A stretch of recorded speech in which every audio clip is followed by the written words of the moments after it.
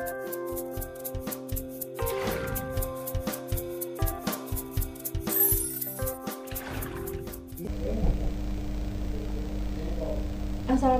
warahmatullahi wabarakatuh. Halo adik-adik semuanya. Kali ini kita akan membahas tentang ekosistem laut. Sebelumnya, perkenalkan nama kakak terlebih dahulu. Perkenalkan, nama kakak Dila Eka Fitriani, biasa dipanggil Dila, dengan NIM 201133290. Lalu apa yang akan kita pelajari sih hari ini? Yang pertama, yaitu tentang ekosistem laut. Kedua, ekosistem laut dan pesisir. Ketiga, kerusakan ekosistem. Keempat, rantai makanan. Kelima, simbiosis. Dan yang terakhir, cara menjaga laut. Menginjak materi yang pertama, yaitu tentang ekosistem laut. Apa sih itu ekosistem? Nah, ekosistem adalah hubungan timbal balik antara makhluk hidup dengan lingkungannya. Ekosistem laut adalah salah satu ekosistem alamiah akuatik yang paling besar di planet bumi ini. Luas laut memang mencakup hampir 80% wilayah bumi. Khusus untuk Indonesia yang merupakan salah satu negara kepulauan, luas teritorial didominasi oleh lautan. Apa saja sih itu ciri-ciri ekosistem laut? Ciri-ciri ekosistem laut yang pertama, memiliki salinitas tinggi.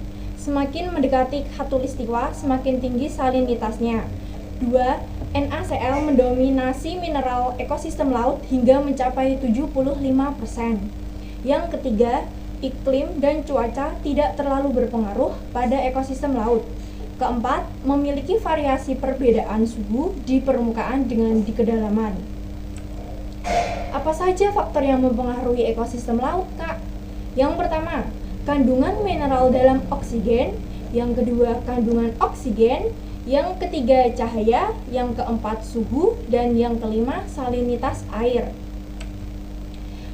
Materi kedua yaitu tentang ekosistem laut dan pesisir. Laut adalah kawasan yang selalu terendam air pada saat pasang maupun surut. Sedangkan pesisir adalah daerah pertemuan antara darat dan laut. Ke arah darat, wilayah pesisir meliputi bagian daratan, baik kering maupun terendam air, yang masih dipengaruhi sifat-sifat laut seperti pasang surut air laut, angin laut, dan perembesan air asin atau air laut itu sendiri. Ada 3 jenis ekosistem laut dan pesisir. Yang pertama, ekosistem mangrove. Yang kedua, ekosistem padang lamun. Dan yang terakhir, ekosistem terumbu karang. Yuk kita kenali satu-satu. Ekosistem mangrove, yaitu suatu kawasan hutan yang berada di daerah tepi pantai yang dipengaruhi oleh pasang surut air laut, sehingga lantai hutannya selalu tergenang oleh air. Kita sering menyebutnya sebagai hutan di pinggir pantai tersebut sebagai hutan bakau. 2. Ekosistem padang lamun. Bentuk tumbuhan lamun seperti rumput yang ada di daratan. Padang lamun dapat ditemukan di daerah yang tenang dan langka, yaitu di daerah pantai dan terumbu karang. 3. Ekosistem terumbu karang, yaitu ekosistem di mana hewan karang sebagai komponen utama pembentuknya. Karang tumbuh dan berkembang sehingga melindungi tumbuhan dan hewan lain yang hidup di sekitarnya. Materi ketiga yaitu kerusakan ekosistem. Tahukah kalian bahwa keseimbangan ekosistem itu harus kita jaga? Kalau tidak, pasti akan merugikan makhluk hidup di dalamnya. Contohnya saja, bila ekosistem mangrove rusak, maka tidak akan ada udang kecil yang hidup di sana. Padahal, udang kecil itu biasanya makanan ikan kecil yang tinggal di mangrove. Nah, kalau seperti itu, tidak akan ada lagi udang yang makan. Dan udang tidak akan mampu mempertahankan hidupnya. Akibatnya, tidak akan ada lagi keseimbangan ekosistem. Selain ekosistem mangrove, ada juga ekosistem lainnya. Ekosistem itu merupakan tempat tinggal biota lainnya dan merupakan tempat makan bagi biota-biota laut lainnya. Apa sih Kak faktor penyebab kerusakan? Seperti kalian tahu bahwa terumbu karang itu adalah tempat tinggal ribuan jenis ikan maupun biota lainnya. termasuk benda mati yang memiliki hubungan saling ketergantungan di wilayah perairan laut. Terumbu karang memiliki nilai ekonomis dan budaya sangat penting, karena hampir sepertiga penduduk Indonesia yang tinggal di daerah pesisir menggantungkan hidupnya dari perikanan laut dangkal. Hancurnya terumbu karang akan membuat dampak yang besar bagi kehidupan manusia yang bergantung pada hasil laut. Tahukah kalian tindakan apa saja yang dapat merusak ekosistem terumbu karang? Perhatikan gambar berikut. Yang pertama, penggunaan bom ikan. Yang kedua, penggunaan racun. Yang ketiga, pengambilan karang untuk bahan bangunan atau kepentingan individu. Dan yang keempat, kepentingan jaring trau atau pukat harimau dalam mencari ikan. Ada beberapa tindakan yang dapat merusak ekosistem terumbu karang. Apa saja itu? Yang pertama, lumpur akibat pembangunan tambak ikan dan garam. 2. Membuang sampah sembarangan. Ketiga, penambatan jangkar di terumbu karang. Keempat, limbah berbahaya dari perumahan atau industri. Materi keempat, rantai makanan. Apa sih itu rantai makanan? Rantai makanan atau biasa disebut jaringan makanan adalah suatu ekosistem makhluk hidup, yaitu perpindahan energi makanan dari sumber daya tumbuhan melalui seri organisme atau melalui jenjang makan di mana suatu organisme memakan satu sama lain untuk mendapatkan energi dan nutrisi dari organisme yang dimakan. Nah, ini contoh rantai makanan di hutan mangrove. Yang pertama, ada daun atau buah ataupun bakteri atau plankton dimakan oleh kerang atau udang atau kepiting, kemudian dimakan oleh ikan-ikan kecil, kemudian ikan kecil lagi dimakan oleh ikan besar, dan ikan besar dimakan ataupun dikonsumsi oleh manusia. Kemudian ini contoh rantai makanan di padang lamun. Lamun atau rumput lamun ini dimakan oleh udang dan ikan-ikan kecil, kemudian dimakan oleh kepiting. Kepiting akan diuraikan oleh bakteri pengurai, dan bakteri pengurai ini akan menjadi salah satu komponen untuk rumput lamun bisa tumbuh kembali. Yang ketiga, ada rantai makanan di terumbu karang. Bagaimana itu? Yang pertama, ada plankton. Plankton dimakan oleh ikan-ikan kecil dimakan oleh ikan sedang, dan ikan sedang akan dimakan oleh ikan besar. Materi kelima yaitu tentang simbiosis. Apa sih Kak itu simbiosis? Simbiosis adalah semua jenis interaksi biologis jangka panjang dan dekat antara dua organisme biologis yang berbeda, baik itu mutualisme, komensalisme, ataupun parasitisme. Organisme yang terlibat tersebut masing-masing disebut simbion, bisa berasal dari spesies yang sama ataupun berbeda. Simbiosis ada 3, yaitu simbiosis mutualisme, simbiosis parasitisme, simbiosis komensalisme. Mari kita kenali satu persatu. Simbiosis mutualisme yaitu di mana kedua belah pihak saling menguntungkan satu sama lain. Jadi pihak yang satu dan pihak yang lainnya tidak ada yang dirugikan. Contohnya ikan badut dengan ikan anemon. Yang kedua, simbiosis parasitisme, yaitu di mana pihak yang satu mendapat keuntungan dan merugikan pihak lainnya. Jadi pihak yang satu untung dan pihak yang satu rugi. Contohnya ikan mutiara dan teripang.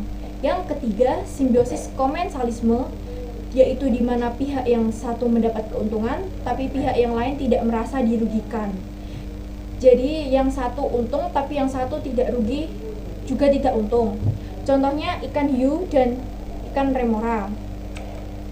Nah, ini contoh simbiosis mutualisme, yaitu ikan badut dan ikan anemon.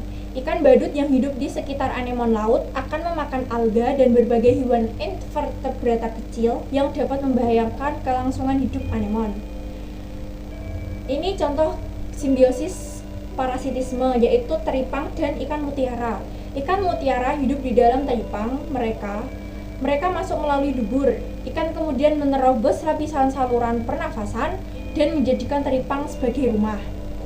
Nah, ini contoh simbiosis komensalisme antara ikan hiu dan ikan remora. Ikan remora menempel di ikan hiu dan ikan hiu tidak merasa terganggu. Setelah hiu makan, biasanya sisa-sisa makanan yang berjatuhan akan dimakan oleh ikan remora. Jadi yang besar ini adalah ikan hiu dan yang kecil adalah ikan remora. Jadi ikan hiu ketika makan, sisa makanannya akan jatuh dan diambil oleh ikan remora. Jadi tidak ada yang dirugikan dan tidak ada diuntungkan juga. Materi yang keenam yaitu cara menjaga laut. Bagaimana sih Kak cara menjaga laut? Menjaga kelestarian sumber daya laut penting dilakukan sebagai salah satu upaya menyelamatkan bumi. Sumber daya laut memberikan banyak sekali manfaat untuk manusia, sehingga kerusakannya pun akan berdampak pada kehidupan manusia. Menjaga kelestarian sumber daya laut menjadi tugas setiap individu, mulai dari diri sendiri. Ini bisa dimulai dengan hal-hal kecil, seperti mengurangi penggunaan sampah plastik. Bagaimana cara menjaga kelestarian laut? Berikut ini beberapa cara menjaga kelestarian laut. Yang pertama, kurangi sampah plastik. Plastik yang berakhir sebagai sampah laut dapat berkontribusi pada kerusakan habitat dan membunuh puluhan ribu hewan laut setiap tahunnya. Bukankah sangat mengerikan? Untuk mencegah dampak tersebut, penggunaan plastik harus dikurangi. Contohnya, membawa botol air yang digunakan kembali atau menggunakan tas kain sebagai ganti tas plastik. Ini merupakan gambar ikan yang hidup bersama sampah plastik di lautan. Sangat kasihan, bukan? Ya, tentu kasihan. Oleh karena itu, kita harus menjaga lingkungan dengan cara mengurangi penggunaan sampah plastik. Yang kedua, jaga kebersihan laut. Jika senang menikmati pantai atau melakukan aktivitas di laut seperti menyelam ataupun berselancar, jangan lupa untuk selalu membersihkan pantai dari sampah-sampah yang tersisa. Jagalah laut dan pantai dengan tidak mengganggu hewan-hewan laut atau merusak batu karang. Yang ketiga, menggunakan pancingan yang ramah lingkungan. Kita tidak bisa semena-mena memanfaatkan kekayaan biota laut. Ada tata cara khususnya, yaitu ketika memancing, seperti menggunakan pancingan ramah lingkungan. Kementerian Kelautan dan Perikanan atau KKP memberi rekomendasi 9 jenis alat tangkap yang lebih ramah lingkungan dibandingkan cantrang. Ini contoh mengambil ikan dengan cantrang. Ini ketika mengambil ikan akan terambil semua di dasarnya, seperti tumbuh-tumbuhan dasar laut, terumbu karang, dan ikan-ikan kecil lainnya akan terangkat semua. Jadi pemerintah melarang penggunaan cantrang dalam menangkap ikan. Yang keempat, tidak menangkap dan memelihara biota laut. Tidak diperbolehkan menangkap dan memelihara biota laut dalam rangka apapun itu. Apalagi saat ini sudah banyak hewan laut yang dilindungi karena terancam punah. Salah satunya penyu laut. Penyu laut terancam punah karena kerusakan habitat dan penangkapan ilegal. Jadi kita tidak boleh menangkap dan memelihara biota laut, terlebih lagi untuk kepentingan pribadi. Yang kelima, menjaga kelestarian terumbu karang. Terumbu karang adalah struktur hidup yang terbesar dan tertua di dunia. Untuk sampai ke kondisi yang sekarang, terumbu karang membutuhkan waktu berjuta-juta tahun. Oleh karena itu, kita harus menjaga kelestariannya. Yang keenam, mengurangi penggunaan limbah cair. Ketika menggunakan produk kimia, limbah cair usai penggunaannya akan terbuang ke laut. Limbah ini dapat mengancam apabila mengandung zat kimia berbahaya. Gunakan produk yang bebas dari racun berbahaya dan buanglah limbah kimia dengan benar agar tidak mencemari laut. Apa sih contoh limbah cair itu? Contoh limbah cair yaitu yang pertama, limbah dari pabrik. Limbah dari pabrik yang tidak terstruktur pembuangannya akan bisa mencemari lingkungan. Apalagi yang terbuang ke sungai, itu menimbulkan bau tidak sedap dan akan diteruskan menuju laut yang akan juga mencemari laut dan sekitarnya. Yang kedua, limbah rumah tangga seperti deterjen yang setelah digunakan pasti akan menghasilkan busa. Nah, busa itulah yang dapat mencemari lingkungan.